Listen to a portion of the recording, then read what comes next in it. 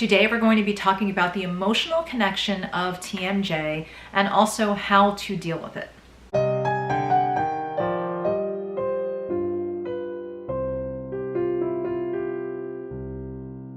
If you're new here, my name is Michele Paiva. I'm a licensed psychotherapist. So temporomandibular joint pain, TMJ, is very painful, and if you've ever had it, you understand how painful it is. If you haven't had it, let me explain a little bit what it feels like. It's an intense pain in the jaw area or in the teeth area, and the pain radiates either down the neck and into the shoulders and back, or up to the scalp and all throughout the head.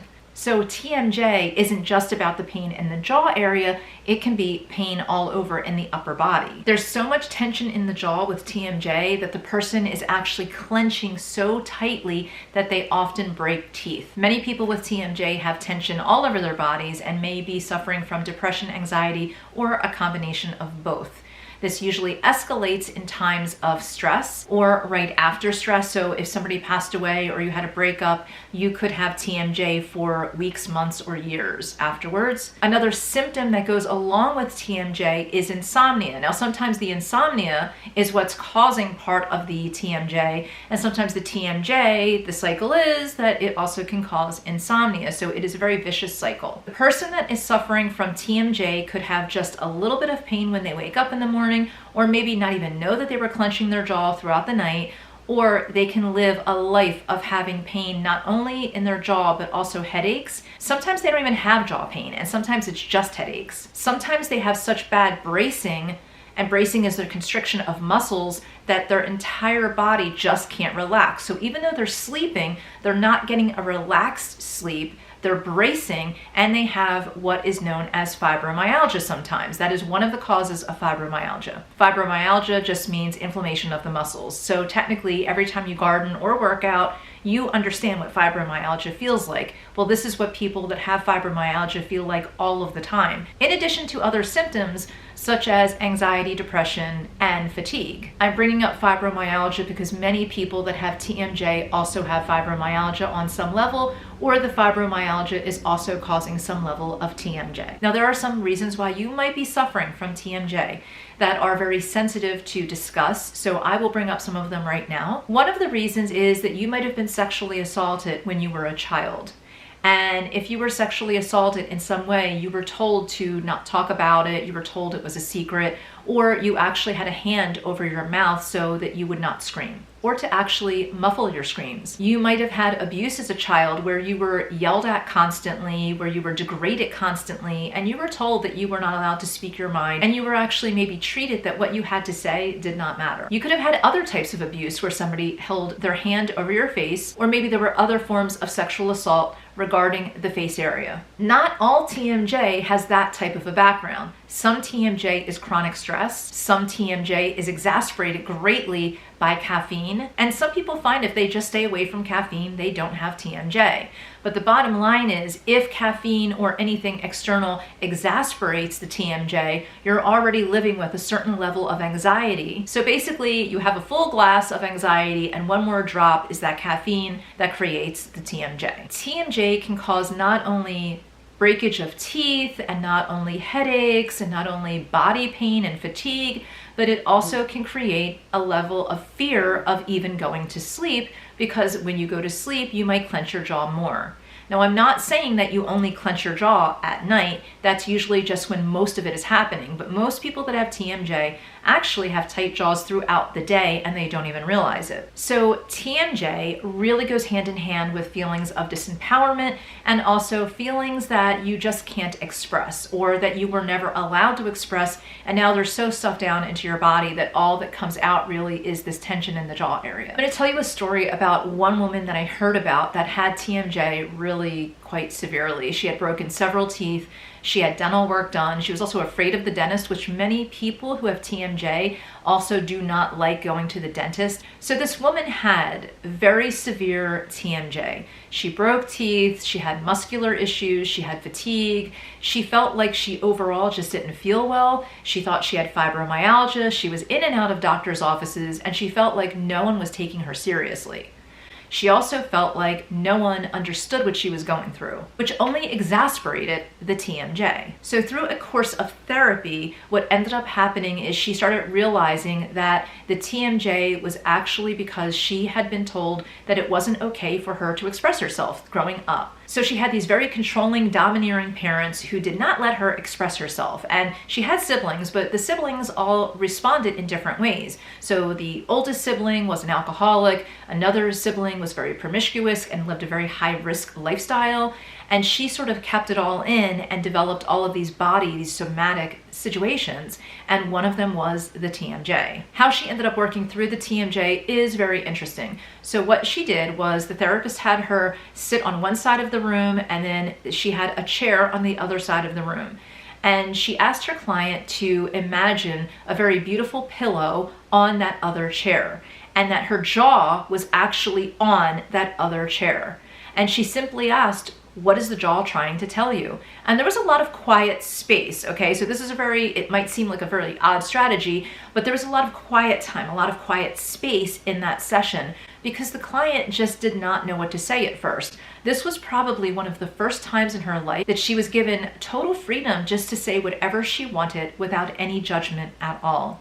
So in that session, the jaw started telling her that it wasn't fair that she had to be so quiet or witness abuse, and it wasn't fair that she had to go through life watching her siblings become so destructive and not being able to say or do anything about it, that she did in fact feel very powerless and she felt like she was dominated and bullied all of the time. And in that quiet space, those quiet segments of the session, the therapist did not jump in and start talking because the therapist knew that silence was very important. That silence was not only her client processing, but also it was her client being able to hold that silence and have that sacred space. TMJ can be absolutely debilitating. And for this client, it was really impacting her happiness and her health. So the therapist really gave her that space to express herself. Now, over the course of several sessions, there was more and more interaction, and the jaw actually ended up telling more of a story. And it was really interesting because imagining that your jaw is very separate than you and asking the jaw to basically talk for you is a way that you can cathartically express yourself, because you as yourself maybe do not want to express, or you feel fearful, or you feel ashamed. But once you start giving another part of your body, in this case the jaw, a persona, and letting the jaw kind of take the heat for anything it says, all of a sudden this imaginary therapy strategy is going to be much more safe, it's going to be very protecting, and it's going to be very freeing. And that's something that a lot of people with TMJ don't feel. They don't feel freedom. So if you have TMJ, there's probably a level of feeling stuck that you have a lot of the time that maybe you've pushed down and you don't want to admit, or you haven't been able to admit to anyone. And the other thing that I notice with TMJ clients is that TMJ clients tend to say things like, well, everyone suffers. It's almost like they feel a level of guilt for even suffering at all. So they want to push everything down and act like everything's fine. Meanwhile, their teeth are breaking and they have debilitating headaches. So one step that I take personally if I am working with someone is to get them to relieve that shame and guilt and blame that they should not have emotions or express emotion. This is also why meditating without addressing some of the other issues that are going on in your life can be dangerous, because if you're used to just having TMJ all of the time and there's a certain level of stress or anxiety that you're holding in your body, when you go to sit down and meditate, it's only going to get worse sometimes. So sometimes you're sitting down and meditating and you're actually clenching your jaw as you're meditating. So it's a really good idea, if you're going to meditate, is to focus on the jaw area first. Really get in touch with, what are you holding back? What have you been told to hold back? Or how have you been disempowered in your past? Where's the first time that you actually had to clench your jaw? Do you even remember it?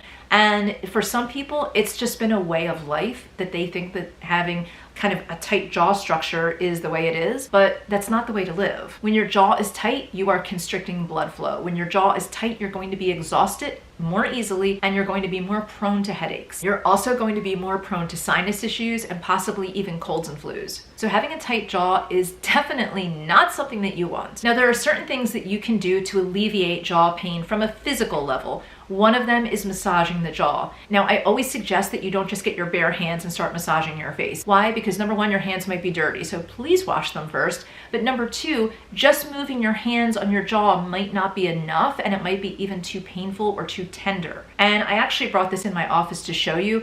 I use the Anne Marie Aloe Herb Cleanser when I do any kind of facial massage. So number one, it's a cleanser. So I'm doing double duty here. I'm cleansing my face as I'm massaging. And also the aloe and herb formula is very comforting. It smells really good. It's very relaxing. And this is going to be different because it's very safe. Now I'm going to show you how to do the massage itself. You put a little bit of the cream on and you just put it on your fingertips. And you put it at the cheek area where the cheek is indented a little bit, and you go up to the temple area. Most people think about massaging their jaw only in the jaw area, but I want you to go up to the temple area. So you're going to go up to the temple area, massage in the temple area, and then come back down. Massage really where your top molars are. You want to massage lightly in that area and then work to the ear area. So you want to go under, right at the top of the jaw and right at the lower ear area. So you want to massage in that area, and upward motions only. So you massage in an upward motion and you go in small circles to the ear. This feels so good. And you go to the ear area. And even if you don't have TMJ, this is going to feel like $1,000,000. So you're going to go ahead and do that. And you're going to go back up to the temple a little bit, and it feels amazing. Open the fingers and go in towards the nose. And if you have a nose like mine, a little easier. So you come in towards the nose and up to the kind of third eye area, eyebrow area, and come around. Bring it back in again and up and around. So the idea is that you want to just get this whole section very, very loose and very relaxed. So once you have, and you can't do that by only massaging here, and that's where a lot of people go wrong when they have TMJ, is that you need to do the whole face. All the muscles are connected. So you want to come into here, you want to go up into the forehead area, go into the scalp a little bit, and go into the temples and the hairline. And if you're a man and you're bald, I'm sorry, but just go into the area where you used to have hair. And then you come back down. Now here's where it gets a little tricky. You take your fingers and go around your ear. You want to come up in front and behind the ear and back down again. And when you come down, follow the jawline. And then you come around to the other side. Now opposite hands coming downward and then back up again. It's very, very relaxing. You just keep doing that. I'm not going to keep doing it on camera, even though I want to, but you just keep doing that. The other thing that you do is you get rid of some of the stimulants in your life. If those stimulants that are negative happen to be people, you need to cut them out of your life. And you also want to cut out of your life extra caffeine or caffeine. You want to start getting rid of maybe some of the extra chocolate or sugar that's in your life, because even having too much sugar, too much carbs, anything that knocks your hormonal balance off can stimulate stress. So you want to stay as calm as possible. You want to work out first thing in the morning. When the cortisol is really raging, that's when you want to work out, because working out will help to eat some of the cortisol like a little Pac-Man and then make you more calm throughout the day, which will give you a better sleep at night. And the more that you can work on the emotions that are truly behind your TMJ, the better that you will be. And in the beginning of the video, I told you there was a quick little trick that I'm going to show you, and this is really going to help you. So I want you to get in a comfortable position. Now I'm just seated, but if you can get in a cross-legged position or even just lay on your bed or your couch, just really get relaxed. You don't have to do this every time you do this exercise, but this is a good way to start it. You're going to get your finger and put it at your chin, in the middle of your chin, and just feel the tension. You're going to feel tension in your chin if you have TMJ, okay? With your finger, bring your chin down. And then I just want you to open your mouth gently. You're going to feel a level of release when your finger is bringing the chin down. You're going to feel the jawbone open up. Hopefully, you're going to feel the muscles relax. And that feeling when you get to a certain point of the jaw just opening is actually what your jaw should feel like all of the time. Another little tip, if you like to sing, sing more. Really focus on singing, because singing and taking deep inhale and exhales will help you to relax all of your muscles. It helps to oxygenate your body, and that in turn helps to relax the muscles, and it's joyful. So think of it as a sound meditation where you're singing, or even if you're just chanting or praying out loud. So I hope this has helped you. Please subscribe and ring the bell, and I have another video for you.